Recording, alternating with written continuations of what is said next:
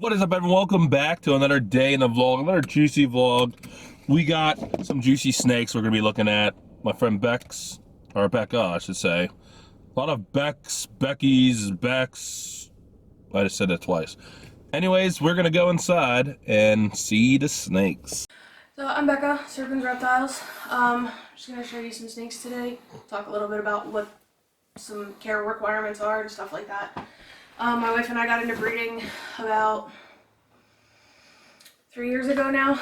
This will be our second season, so we're expecting 4 to 5 clutches this year. We had 2 last year. I'll just show a couple of our. So this is Oberon. He's a pied ball python. That's pretty. This is one of the more popular pet morphs. It's a recessive morph. They've been around for quite a few years now. So he is an adult male. He's on the big side for a male. Usually they stay smaller. He's actually more like the size of an adult female. So we have somebody like this guy is more your average size adult male. That's Cassini. He's a vanilla het clown. So I guess just going over some stuff about them is they are originally from Africa, so they live in termite mounds and rodent burrows. So they have a very high humidity requirement and a very high temperature requirement. So the most important thing about keeping these guys is you want to make sure your humidity is on point, otherwise they can't shed and they get respiratory infections. A really cool thing about them is one of the ways that they find their prey is these little heat pits right here. They are heat sensing organs, and it helps them find their prey in the dark by locating the heat signature. So he is about 4 or 5 years old now, and he's actually pairing up with this girl this year. She's in shed, so I'm not going to get her out. But she is het pied, which means she carries 1 copy of the pied gene, which makes it not visible. And he carries 2 copies, which make it visible. This pair paired up. Try not to disturb them too much. So they are currently locked. This is a killer clown, which is a super pastel clown. And this is a lesser who is possibly het for clown. So depending on whether or not she proves out het, I might get more of them and then a mixture of these 2. He's probably one of my favorites, and he's probably the most docile that we have. We use him for education and taking him out to meet people. We took him to Westminster Pride this past year, and he met probably over 100 people. Wow. Some people who had never touched a snake, never looked at a snake, got to experience how gentle they are and get over some fears. So that was pretty cool. He's definitely my go-to for meeting new people. So this system that we use here is a rack system. This is one of the ways that breeders keep ball pythons, and it's really convenient because this is Perseus. He's a Firefly ball python, pastel fire. It's really convenient because the plastic design, they like it dark, so it keeps it dark for them. They have ventilation up here, and then it keeps their humidity really high, and then they have in the back of here there's a bar that runs, that's a radiant heat panel. So everything that they need is in this rack, and it keeps them warm, humid, happy. Built-in watering cups are really convenient because I have several that like to play in their water dish and knock things over. So this girl is Pandora. She's also in shed. She is a mystic leopard, and she was mom to our clutch that we produced in-house this year. I'll show you some of the babies. I'm not going to physically get them out of their tubs because they just ate. Okay. This one's a leopard. So she got the leopard gene from mom, which causes some of these irregular shapes on their backs. This one is a mystic banana. Dad was a regular banana, so that's where that yellowy orange color comes from. And he's a deeper purple from the mystic. This is the one that we're keeping back. Oh, you pooped in your bin since I cleaned it. So he is a Mystic Leopard Banana. He got all 3 genes from mom and dad. And you're looking for more mice, aren't you? So all of this irregular spotting up his sides, that's the leopard gene, and then the purpley red comes from the Mystic. She's a super pastel Mojave, so she will actually be paired with him eventually. And they'll make a really cool thing called a banana mystic potion. So the thing that we're gonna get pretty heavy into in the next coming years is freeway, which is what this guy is here. And they actually look like freeway stripes. Yeah, I see. That's pretty cool. So we've got a lot of plans with them this coming year and further. We've got this girl who is always hungry, and she's gonna create banana edgy freeways. So they're really cool looking. As far as like enclosure and husbandry requirements for them, start them off in a 10-gallon tank. You can take them all the way up as big to a 40 breeder. The most important thing to remember with housing for them is you want a lot of clutter because they scare easily. They're considered an intermediate snake because of their humidity requirements and because of their extreme pickiness. I've had a couple of them that have decided not to eat for 8 months. Oh, really? And in that time, as long as they're in good body condition, when they go off of food, lost maybe 40 grams. So, they tend to go off food during the winter. This guy here has decided that he doesn't want to eat, but the joke's on him because he doesn't get to breed because he's a normal. When it comes time to shed, what are some of the noticeable features that you can tell? She's going to be a really good example of this right here. So, do you see when I opened him up?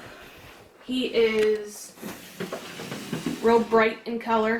His eyes are clear, and he's very shiny. Yes. This is what they look like when they're not shedding. So you can see her. She normally looks just like him. Okay. See how dull she is? Yeah. Her eyes are very blue.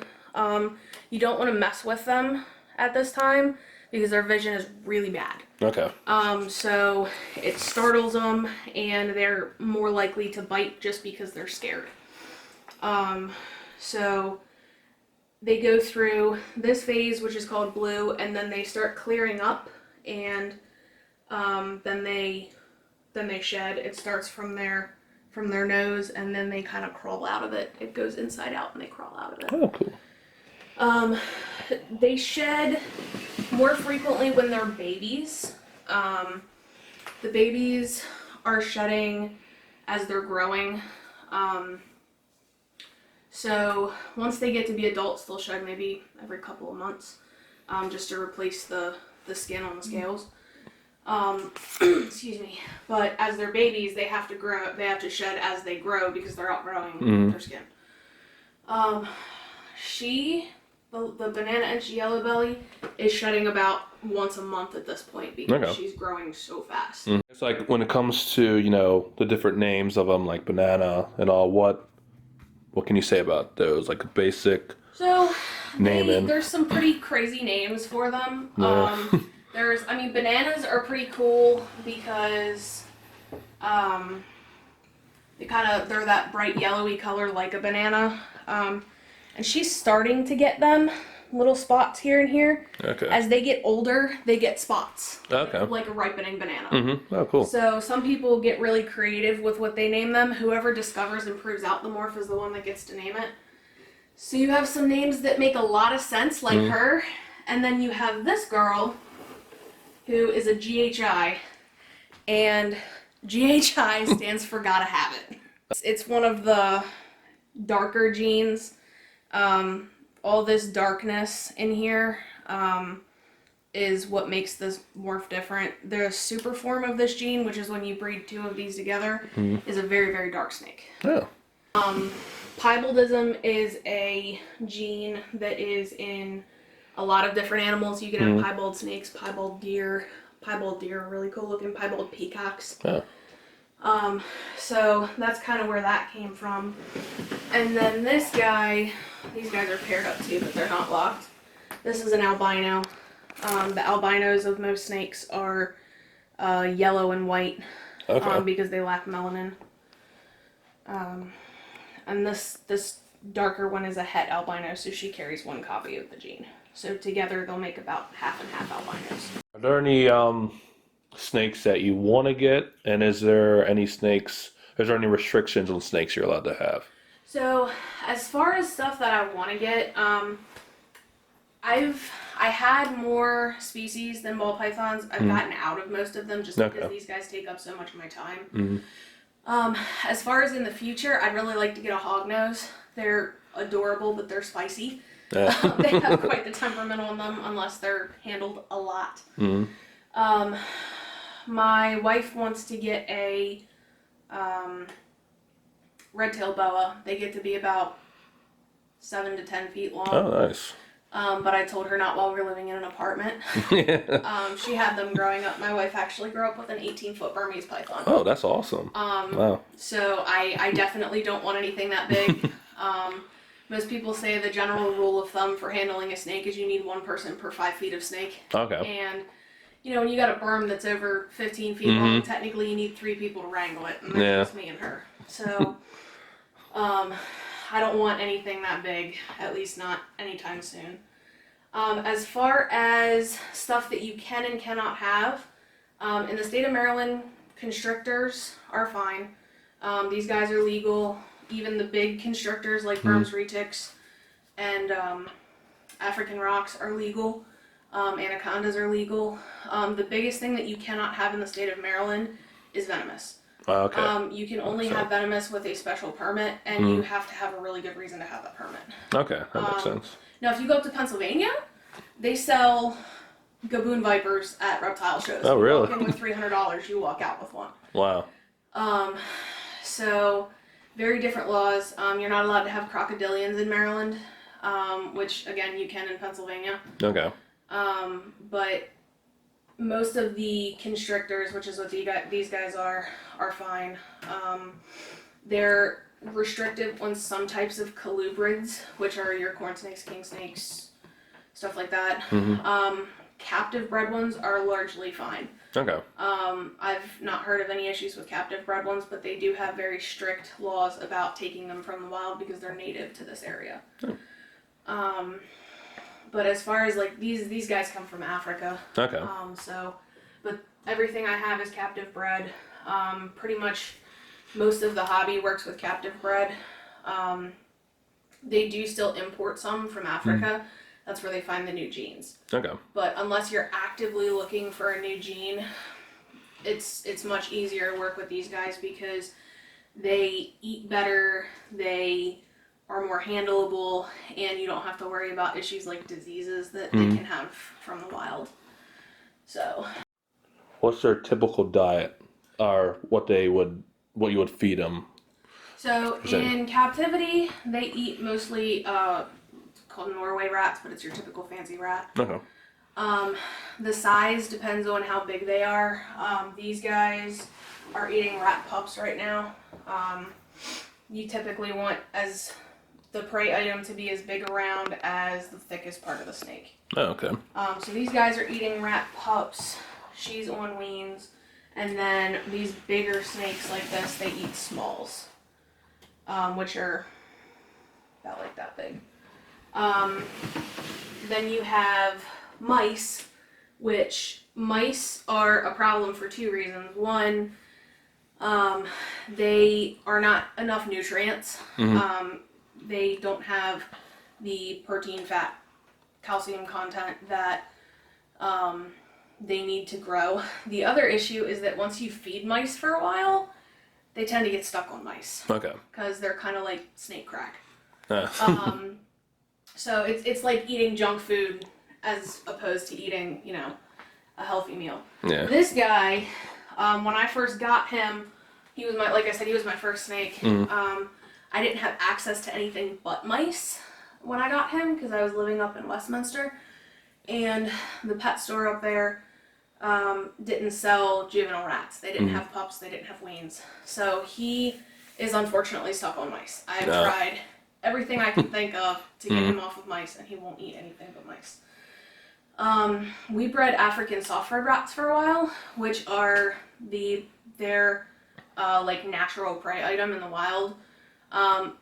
Again, same issue. Once they get on them, really hard to get off of them. These two females and this female, all they want is ASFs.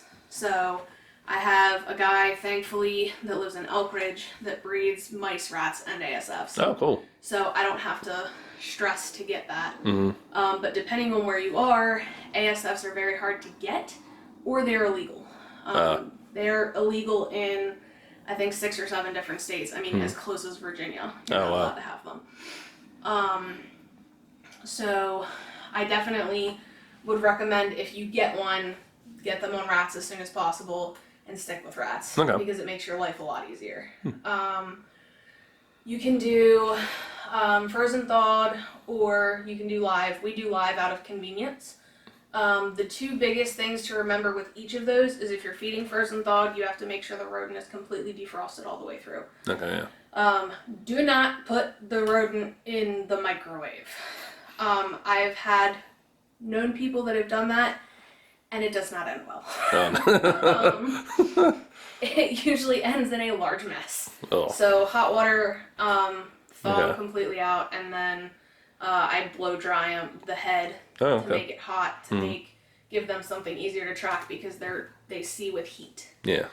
As for live, the most important thing to remember is the rat can bite them while they're constricting. So I'll throw the rat in, wait till I hear them strike, open the bin back up, and make sure the rat's not biting them. You also want to make sure that after you feed, when you're feeding live, that you go through and check and make sure the rat is actually gone, and that they're actually eating. Because if for some reason the rat wakes back up, it wakes back up very angry, and that can do a lot of damage to your snake. Yeah, I miss the feel of this. And everybody thinks they're slimy, which they're not at all. They're very, very smooth and... Yeah, they feel real smooth. Not sure what it feels like. It feels like something I can't put my finger on though. Yeah, it's a very unique feeling. I definitely was surprised when I held one for the first time, because I was like, oh, this isn't scary at all. Yeah. I know when I was younger, I held one of those big pythons, but I was so young. It was probably like a Burmese. They have them a lot of places. I noticed a lot of people that do stuff like education and stuff, they always have berms, and they usually have an albino berm, because they're eye catchers.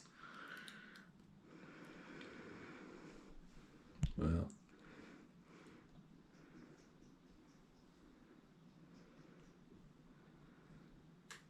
How old is this one again?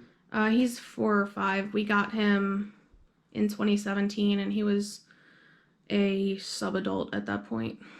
How old do they usually get to? They can live to be 30 years old. There's records of them living much older than that as well, but 30's usually your typical average lifespan if they're well kept. That's pretty old. That's cool. So if you guys want to keep up with what we're doing, we are Serpens Reptiles on Instagram. It's SERPENS, like the constellation. And then we're also Serpens Reptiles on Facebook. Sorry about that. So those are the main place that we post is Instagram. So that's going to be the best place to keep up with us. Anytime we have anything available, it goes up on Instagram and then goes to our Morph Market store, which is a link to that. We do local pickup, and we have shipping available. All right, I am back in the car. Hope you guys enjoyed that video. Probably a long one, decent size, but cool information, cool snakes. Thanks again, Becca, for having me. And her links will be in the description if you want to check them out. She's actually the one who has done some of my cows. I have a few different artists that I use, so she's one of them. She's actually working on a Christmas cow right now. I thought, wait, I do have one of their shirts in here. She did this one. Hopefully you guys can see it. I can't tell. Look at that. And then she did Raiden cow. So, and the scorpion. No, she didn't do the Raiden. She did the scorpion cow. But that's this season. But anyways, that's it for the vlog. Got a few things to do, and I'll see you guys around.